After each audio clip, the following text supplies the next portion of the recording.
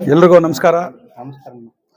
ಇವತ್ತು ನಮ್ಮ ಒಡ್ಡಲ್ಲಿ ಕಾನೂನಿನಲ್ಲಿ ನಮ್ಮ ಹುಟ್ಟುಹಬ್ಬದ ಶುಭಾಶಯಗಳನ್ನು ಕೋರುತ್ತಾ ಗಂಗಮ್ಮನ ದೇವಸ್ಥಾನದಲ್ಲಿ ಪೂಜೆ ಕಾರ್ಯಕ್ರಮ ಇಟ್ಕೊಂಡಿದ್ರು.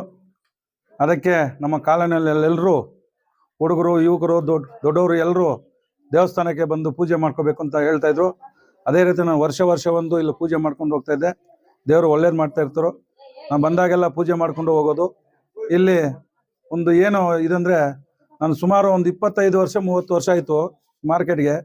ಇಲ್ಲಿ ನನಗೆ ಅಣ್ಣ ತಮ್ಮಂದಿರಾಗಿ ಮಾವ ಎಲ್ಲ ಆ ಥರ ನನ್ನನ್ನು ಈ ಕಾಲೋನಿಯಲ್ಲಿ ನನ್ನ ಸ್ವಂತ ಒಂದು ಇದರಲ್ಲಿ ಇಟ್ಕೊಂಡಿದ್ದಾರೆ. ಎಲ್ಲರಲ್ಲೂ ಚೆನ್ನಾಗಿದ್ದೀವಿ, ಎಲ್ಲರೂ ನಮ್ಗೆ ಚೆನ್ನಾಗಿದ್ದಾರೆ. ಅವ್ರ ಜೊತೆಯಲ್ಲಿ ಯಾವಾಗೂ ಒಟ್ಟಾಗಿ ಹೋಗ್ತಾ ಇರ್ತೀವಿ, ಮಾತಾಡ್ಕೊಂತ ಅಷ್ಟು ನೀಟಾಗಿರ್ತೀವಿ. ಯಾವುದೇ ಒಂದು ಕೆಲಸ ಆಗಲಿ ಅವ್ರು ಮಾಡ್ತಾಯಿದ್ರು, ನಾನು ಅವ್ರು ಯಾವ್ದಾದ್ರು ಕೆಲಸನ ಅವ್ರ ಕೂಡ ಇದ್ದು ನಿಂತು ಅವ್ರ ಕಡೆ ಜೊತೆಯಲ್ಲಿದ್ದು ಮಾಡ್ತಾ ಇದ್ದೆವು. ಜಾಸ್ತಿ ನನಗೊಂದು ಕಾಲೋನಿಯಲ್ಲಿ ಅಂದರೆ ಜಾಸ್ತಿ ಒಳ್ಳೆಯ ಒಂದು ಇಂಟ್ರೆಸ್ಟ್ ಆಗುತ್ತೆ. ಏನನ್ನ ಮಾಡಬೇಕು, ಇರಬೇಕಲ್ಲ, ಹೋಗ್ಬೇಕು, ಮಾತಾಡಬೇಕು ಅಂತ ಹೇಳಿದ್ರು. ಅದೇ ಅವಮಾನ ಅವರು ಇಟ್ಕೊಂಡಿದ್ದಾರೆ. ಇವತ್ತು ನನಗೆ ಹುಟ್ಟುಹಬ್ಬನ ಶುಭಾಶಯಗಳನ್ನು ಕೋರಿ ದೇವರ ಹತ್ರ ಪೂಜೆ ಮಾಡಿಸಿದ್ದಾರೆ.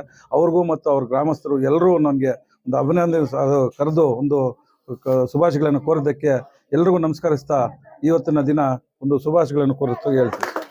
ಯಾವುದೇ ಒಂದಿಲ್ಲ, ಒಂದು ಪಾರ್ಟಿ ಇಲ್ಲ, ಒಂದು ಜಾತಿ ಇಲ್ಲ. ನಾನು ಯಾವಾಗಲೂ ಬಂದು ಅವ್ರು ಏನೇ ಕೇಳಿದ್ರೆ ನಾನು ಕೈಯಲ್ಲಾದಷ್ಟು ಮಾಡಿ ದೇವಸ್ಥಾನ ಹತ್ರ ಆಗಲಿ, ಹಿರಿಯ ಆಗಲಿ, ಒಂದು ಯಾವುದೋ ಒಂದು ಪ್ರಾಬ್ಲಮ್ ಆದರೆ, ಯಾವುದೋ ಹಾಸ್ಪಿಟಲ್ ಪ್ರಾಬ್ಲಮ್ನು ಇಲ್ಲಿ ಬಂದು ನನಗೆ ತಿಳಿಸ್ತಾರೆ. ಹುಡುಗರೆಲ್ಲ ಬಂದು ನಾನು ತಕ್ಷಣ ಬಂದು ಅವ್ರು ಏನೋ ನನ್ನ ಕೈಯಲ್ಲಾದಷ್ಟು ಸಹಾಯ ಮಾಡಿಕೊಂಡು ಬರ್ತಾಯಿದ್ದೀನಿ.